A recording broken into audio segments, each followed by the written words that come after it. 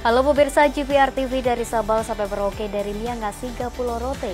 Bertemu kembali dengan saya Anggria Ratri dalam program Kominfo Newsroom.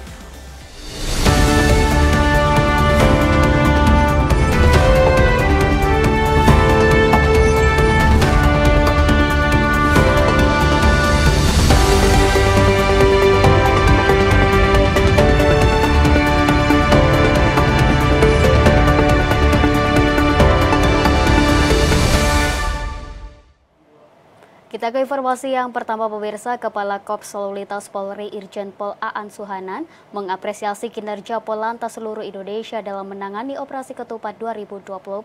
Sepanjang mudik 2024, Polantas sudah bekerja keras memberikan pelayanan terbaik kepada masyarakat.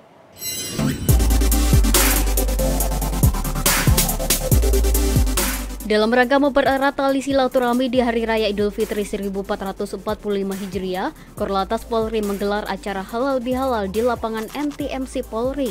Dalam kesempatan tersebut, Kakor Lantas Polri Irjen Pol Aan Suhanan mengapresiasi kinerja Polantas seluruh Indonesia dalam menangani Operasi Ketupat 2024.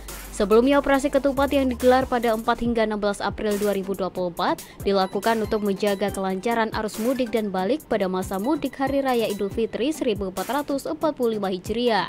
Sinergi yang dibangun antara Polantas dengan beberapa pemangku kepentingan menjadi kunci. Tidak heran dengan adanya hal tersebut membuat Polantas bisa hadir di tengah-tengah masyarakat sebagai penjaga kehidupan, di mana memiliki tanggung jawab dan kewajiban untuk melaksanakan kegiatan rutin, memberikan pelayanan masyarakat dan event internasional. Dengan berakhirnya masa Operasi Ketupat 2024 pada Selasa lalu, beberapa evaluasi telah dilakukan pihak Korlantas Polri.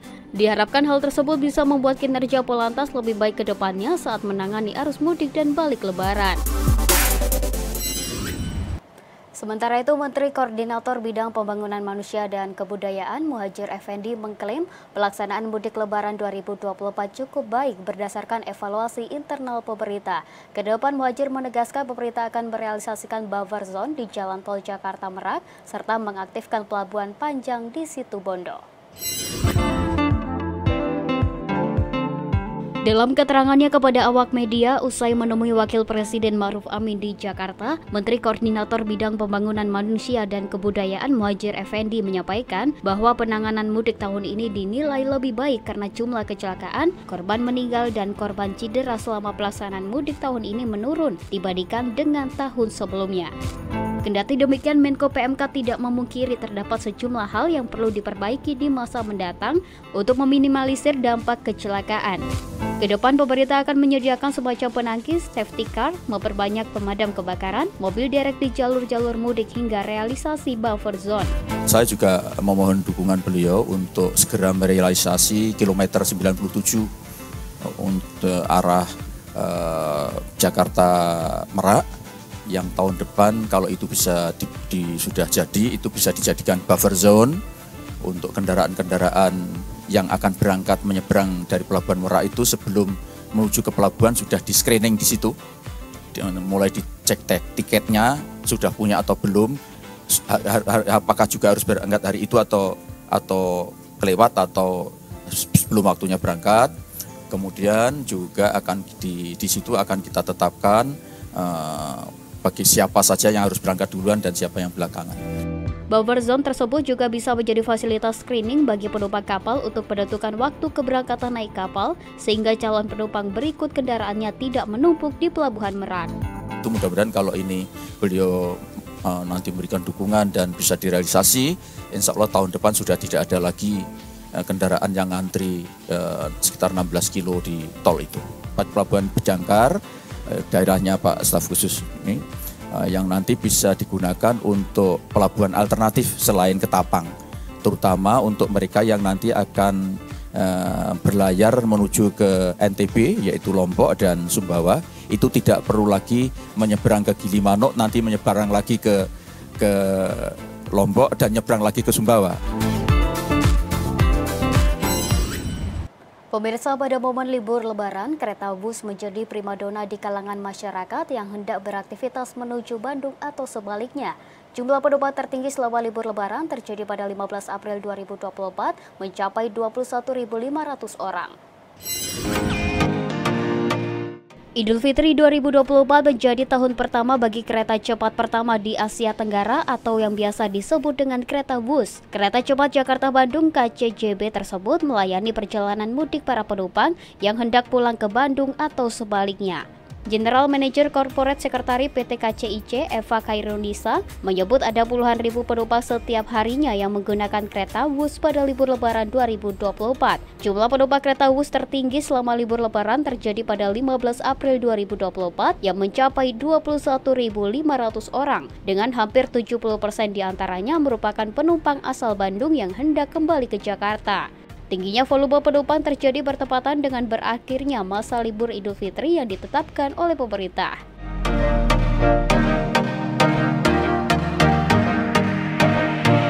Meski puncak arus balik Lebaran sudah terlewati, namun KCJB masih tetap mengoperasikan 12 perjalanan tambahan hingga 18 April mendatang. Hal tersebut mengantisipasi tingginya minat masyarakat dalam menggunakan kereta Wus.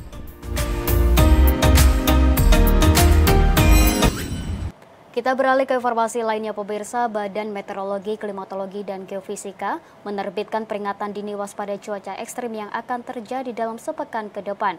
Hujan badai tersebut akan terjadi di sejumlah titik di 27 provinsi di Indonesia.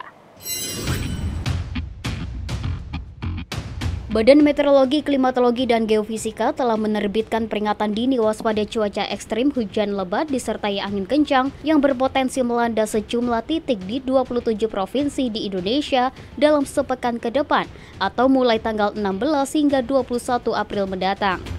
Deputi Bidang Meteorologi BMKG Guswanto mengatakan, kondisi tersebut dipicu oleh aktifnya beberapa fenomena dinamika atmosfer, antara lain aktivitas gelombang atmosfer Rossby ekuatorial yang diperkirakan aktif di sebagian wilayah Sumatera bagian selatan, Jawa bagian tengah hingga timur, Bali, Nusa Tenggara Barat, Nusa Tenggara Timur, Kalimantan bagian tengah hingga utara, Sulawesi Tengah, Maluku Utara, Maluku, Papua, dan Papua Barat.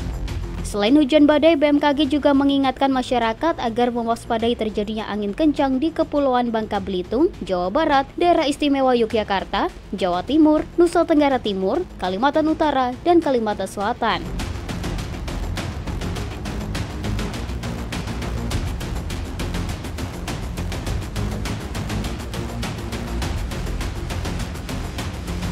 Pihak BMKG mengimbau khusus masyarakat yang bertempat tinggal di daerah bertopografi curam, bergunung, tebing, atau rawan longsor dan banjir agar tetap waspada terhadap dampak yang ditimbulkan akibat cuaca ekstrim, seperti banjir, banjir bandang, tanah longsor, jalan licin, pohon tumbang, dan berkurangnya jarak pandang.